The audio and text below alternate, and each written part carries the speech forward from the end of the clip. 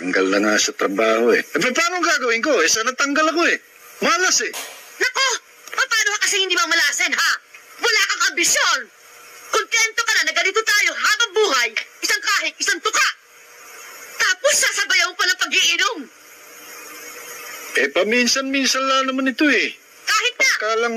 Ang isang katulad mo na tinanggal sa trabaho at kakarampot ka mga sweldo, walang karapatan ni minsan, kahit na minsan, ang mag-iinom. Panggastos mo nga sa sarili mo, kulang na. Iinom ka pa ng iinom? Nakita mo, yung mga anak mo, lahat yan. Nakita mo, gumaya sa'yo. Walang kaambi-ambisyon.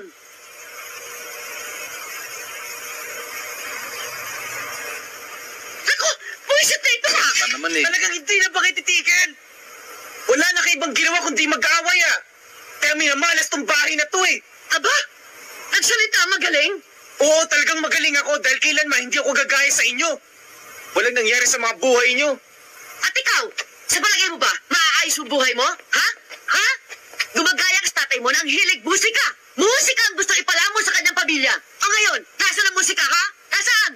Ginagaya mo ang tatay mo na walang pakinabang. Yan ba gusto mo mangyari sa buhay mo ha? Ned, sumagot ka! Musika? Musika ang gusto mo ipalamon? Sa pamilya mo? Putang ina mo! Hindi magagaya sa akin yung anak ko dahil walang asawang katulad mo! Kaya hindi natuloy ang pangarap ko eh.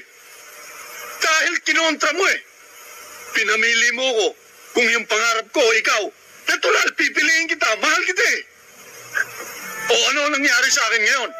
Isa akong walang kakwenta-kwentang tao. Walang pangarap, walang ambisyon, walang direksyon.